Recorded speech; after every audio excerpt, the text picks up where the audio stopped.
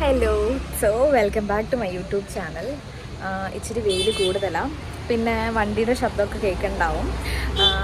ഈ വീഡിയോ ഞാൻ എടുക്കുന്നത്, ഞാൻ ഒരു ചെറിയ ട്രിപ്പ് പോകാൻ പ്ലാൻ ചെയ്തിട്ടുണ്ട്. അപ്പോൾ അതിൻ്റെ ഒരു ഒരു ചെറിയ വീഡിയോ ആണ്. ഞാൻ ഗോവയ്ക്ക് ട്രിപ്പ് ഗോവയാണ്. അപ്പോൾ ഗോവയ്ക്ക് കൊണ്ടുവന്ന് കുറച്ച് എസെൻഷ്യൽസ് അല്ലെങ്കിൽ എന്തൊക്കെയാണ് എൻ്റെ ഔട്ട്ഫിറ്റ്സ് എന്നുള്ള ഒരു വീഡിയോ.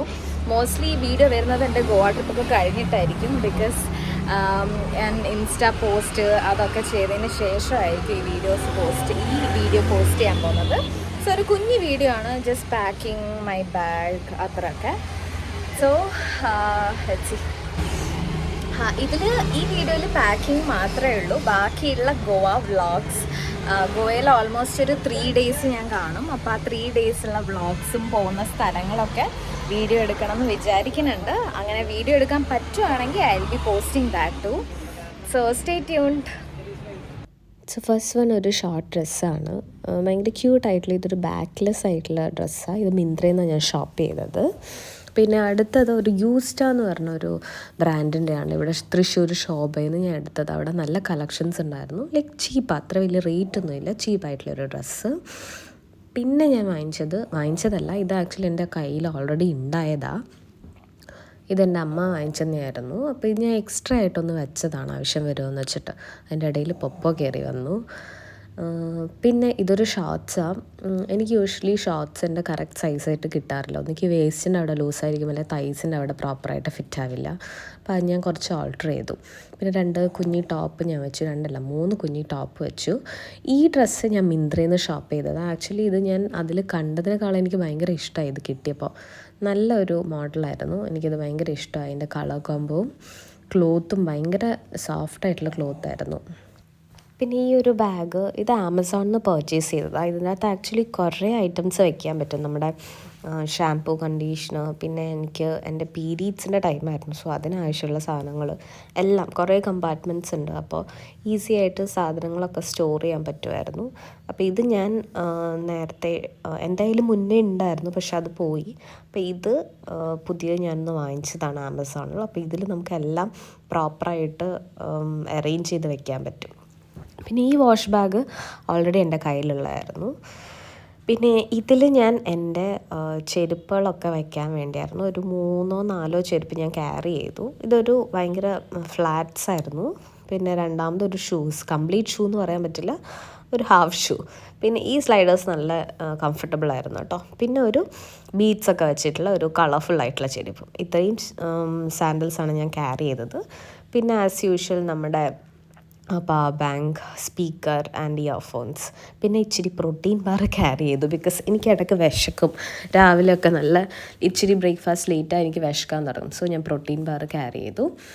പിന്നെ പീരീഡ്സിൻ്റെ ഓഫ്കോഴ്സ് പാഡും പിന്നെ നമ്മുടെ കപ്പും ഒക്കെ ക്യാരി ചെയ്തിട്ടുണ്ടായിരുന്നു. അപ്പോൾ ഇതൊക്കെ നന്നായിട്ട് അറേഞ്ച് ചെയ്യാൻ പറ്റി. ഇതിൻ്റെ അകത്ത് ടിഷ്യൂ പേപ്പർ, പിന്നെ ടോയ്ലറ്റ് പേപ്പേഴ്സ്, കപ്പ്, പിന്നെ ഒരു കുഞ്ഞു മിറർ, എൻ്റെ റേസർ, വേസ് കവർ, പിന്നെ വൈറ്റമിൻ സി സീറം, കുറച്ച് പിൻസ്, അങ്ങനെയൊക്കെ. ഈ സൈഡ് ബാഗ് ഞാൻ അവിടെ യൂസ് ചെയ്യാൻ വേണ്ടി വാങ്ങിച്ചതായിരുന്നു. നല്ലൊരു ബാഗായിരുന്നു അത്. എനിക്കൊന്ന് ആമസോണിൽ നിന്ന് വാങ്ങിച്ചതാണ്. പിന്നെ pepper spray, sunglass, wet wipes, പിന്നെ എൻ്റെ മേക്കപ്പ് എസെൻഷ്യൽസ് അതൊക്കെ ഞാൻ സെപ്പറേറ്റ് ആയിട്ട് പുറത്ത് വെച്ചേക്കുമായിരുന്നു. മേക്കപ്പ് എസെൻഷ്യൽ, ലിപ്സ്റ്റിക്കും ബ്ലഷൊക്കെ പെട്ടെന്ന് ആവശ്യമുള്ള സാധനങ്ങളൊക്കെ പുറത്ത് വെച്ചേക്കുമായിരുന്നു. ഈ ബാഗിൻ്റെ ഒക്കെ ഞാൻ ലിങ്ക് ഇടാം. പിന്നെ ഇത് ഫോൺ കവറിൻ്റെ മേലെ സ്റ്റിക്ക് ചെയ്യാനുള്ള ഒരു ഇതായിരുന്നു, എവിടെയെങ്കിലും വെച്ച് ഫോട്ടോസൊക്കെ എടുക്കണമെങ്കിൽ അതിനുവേണ്ടി. ഈ വാഷ് ബാഗിൻ്റെ ഉള്ളിൽ എൻ്റെ സൺസ്ക്രീൻ, പെർഫ്യൂം, ലോഷൻസ്, പിന്നെന്താ മോയ്സ്ചറൈസർ. ഈ കപ്പ് ആക്ച്വലി ഞാൻ അതിൽ നിന്ന് ഇങ്ങോട്ട് മാറ്റിയതാണ്. പിന്നെ ഷാംപൂ, കണ്ടീഷണർ ഞാൻ ഹെയർ ബോട്ടോക്സ് ചെയ്തതുകൊണ്ട് കുറച്ച് കാലമായിട്ട് ഒരു ഷാംപൂ കണ്ടീഷണറാണ് യൂസ് ചെയ്യുന്നത്.